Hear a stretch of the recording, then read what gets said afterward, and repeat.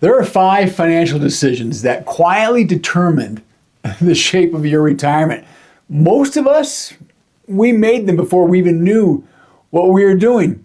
Look, I'll be honest with you. Sometimes I'm standing at the kitchen sink, I'm washing dishes, and I start singing that old song by Diamond Rio, What Might Have Been. Maybe you know the one. Look, we're fascinated with the idea of time travel because every one of us has a list of decisions we would go back and change if we could. Remember the Back to the Future series? Well, Marty McFly, he had a DeLorean to go back. I've got the dishes. Morgan Housel, author of The Psychology of Money, one of the most important personal finance books written in the last 20 years, says there are 5 financial decisions that really shape your entire financial life. At 30, those decisions are still ahead of you. At 55, 60, 65, you're already living inside of them. This video does something different. We're not going to pretend you have a time machine.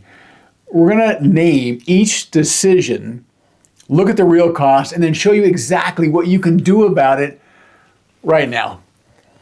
You see, knowledge without action, it leads to self-delusion and, quite frankly, denial. This video is about action. So let me tell you about a couple I know. They bought their house in their early 30s, $250,000. They raised their kids there, first steps in that living room, the first bike ride in that driveway, Thanksgiving dinners at the table for 25 years. They never really stopped to ask whether the house still makes any sense. It was home. Here's what that house actually cost them. You see, by the time the 8% mortgage, by the way, that's the average us boomers, we were paying in the 90s. When it ran its course and you add in taxes and insurance and maintenance, that $250,000 house was closer to $900,000 in terms of a decision. Look, that's not a mistake. That's the math most people never see written down. But here's the question that really matters today. Is that house still working for you? Or are you still working for it? Is it the right size for the life you're actually living today or the life you were living 15 years ago? Because here's something that most people never consider. The equity sitting in that house might be the single most powerful financial asset that you even have right now. A strategic downside, look, it's not a failure. Sometimes it's the right move that changes everything else. Is it close to family? Is it in a location that fits retirement, or maybe the career that brought you there 30 years ago? Could a multi-generational arrangement solve problems for more than just one generation at once? These are not small questions. They're the biggest financial levers that most people at 60 never pull. Number 2, let's talk about the fun ones. You know, the cars, the vacations, the life you built along the way. Look, I want to say something clearly. Let's just stop right now because here's where I'll get choked up. Before we go any further, even Morgan Housel, the guy who wrote the book, would tell you himself, you cannot put a dollar figure on the memories that come from the experiences you chose. The family road trip, the first time your kids saw the ocean, the vacation that became the story that even today you still tell at dinner. Some of those decisions you'd make again without any hesitation. And that is 100% completely right. But the car that smelled new in 2019 needed a new transmission in 2026. Heading into retirement with 3 car payments is a very different conversation than heading into retirement with none. The question is not whether the lifestyle was worth it. The question is whether the lifestyle has been recalibrated for the income reality that you're walking into. Do you need 3 cars when 2 people are no longer commuting? Does that membership still make sense? Does the square footage still make any sense? Look, not as punishment, as a design, the way you're designing your retirement. Look, there's a version of this where you recalibrate intentionally and you end up with more freedom, not less. Decision 3, savings. And there is the one thing that wakes people up at 3 in the morning. It does me. Did I save enough? Yeah, that question. What might have been. I'm not going to show you a chart of what $500 a month compounded over 35 years would have become. Look, you already know that math. You've run it in your head, as have I, many, many times. What I'm going to tell you instead is that the most important number right now, it's not the number you wish you had. It's the number you actually have, the real one. Not the optimistic version, not the fantasy version, and at the same time, not the catastrophic version either. What's your actual number? Because you cannot build a plan on a fantasy, and you cannot build a plan on despair. You can only build a plan on the truth. So that's exactly why we built the Retirement Reality Check. It's a free tool that walks you through where you actually stand today. Drop your email at brainflash.com. It comes straight to your inbox. No fantasy, no despair, just your real picture so you can start building from it. The next decision, family financial entanglement, right? Some struggles. Let's talk about the decision. Most financial videos, they just skip it entirely. The money that went to the people you love. College tuition, loans to your kids that never quite got paid back, gifts to the grandchildren, and for the approximately 2 million grandparents in this country raising grandchildren. Man, you're in the thick of it right now. These decisions, they came from love. Full stop. But love and sustainability are 2 different conversations that we've got to have. Look, here's the question most people never ask until it's too late. Can your savings take the hit? Not just the dollar amount you're giving, but the growth on those dollars. Because over the years, they're not going to any longer be working for you. A $50,000 gift to a grandchild today, it's not a $50,000 decision. At the stage of life where you need that money working, it's a much larger decision than it looks. And here's even the harder question. Are there alternatives that you and your grandchildren haven't explored together?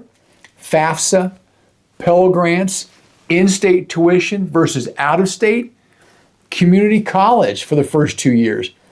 Is a 4-year degree the only path forward, or is that an assumption that the both of you should be questioning? And the question underneath all of it is, what does your support actually teach them about building their own financial life? Look, that's not a cold question. That's one of the most loving questions you can ask. Your retirement security is not in competition with their future. In fact, a financially stable parent or grandparent, what is that? That's one of the greatest gifts you're ever going to give them. Next decision, healthcare and health span. Back in your 30s, if your employer covered your health insurance, healthcare cost was almost invisible. It showed up as a small line item on your pay stub. You hardly even thought about it. At 60, it's one of the top financial decisions you're facing. And if you want to retire before 65, before Medicare kicks in, what happens? That decision, it gets even bigger. Here's what you need to know. You've got some real options. If your spouse is still working, look into their employer plan.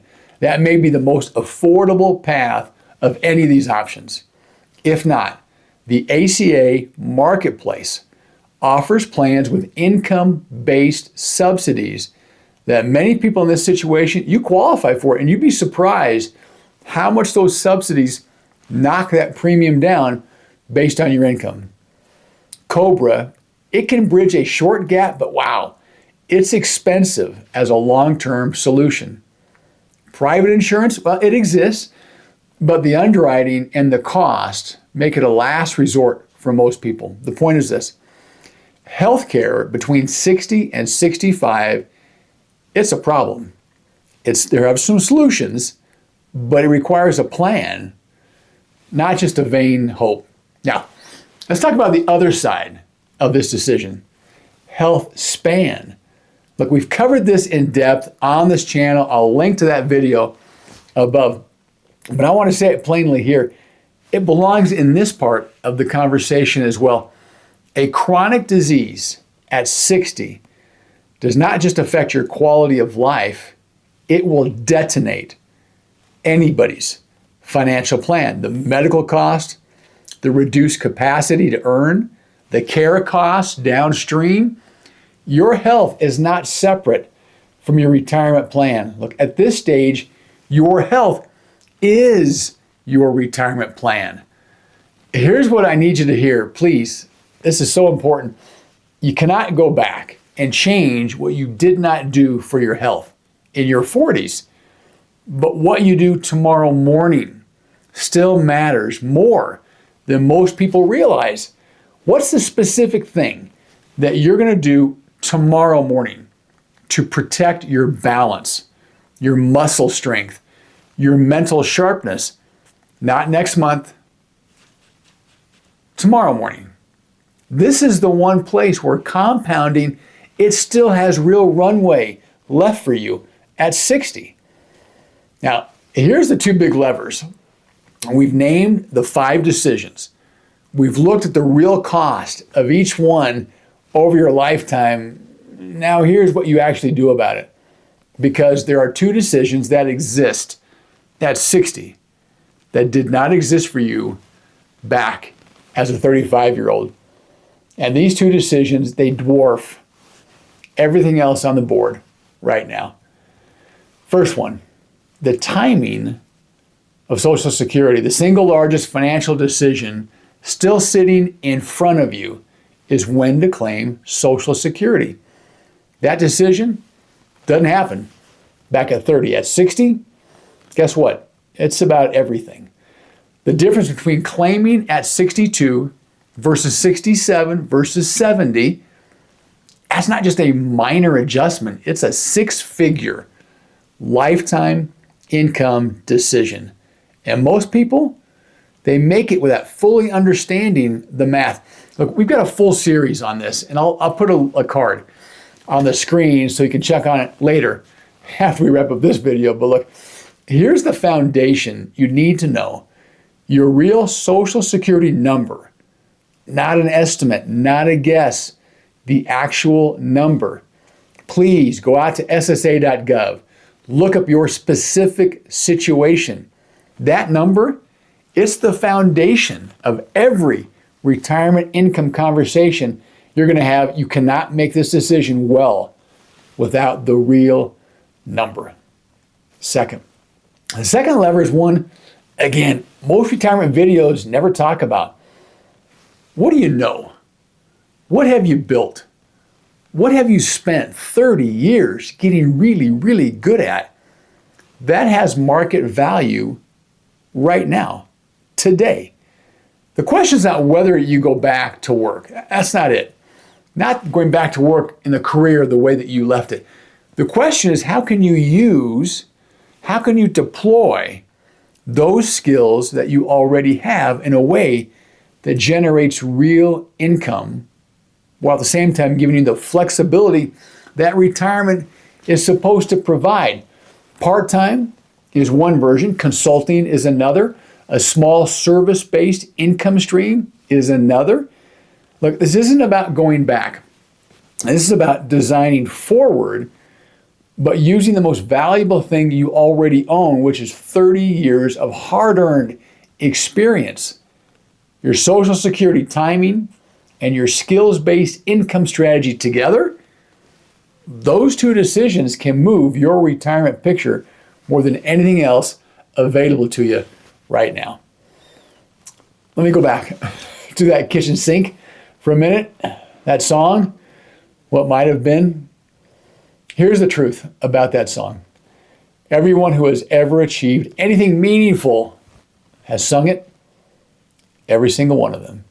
The question is not whether or not you sing it. The question is whether you put down the dish towel and pick up a plan, because knowing is not enough. Remember that at the top of the video? Knowledge without action. God, for all of us, it's just a more comfortable version of denial. The viewer who watches this video and just nods, agrees along with it, will look exactly the same in 5 years. The viewer who took one step today, downloaded the retirement reality check, found the real Social Security number, sat down with someone they love and trust, that viewer will look completely different in 5 years. It's not because the past changed. It's because they stopped waiting for the DeLorean to show up.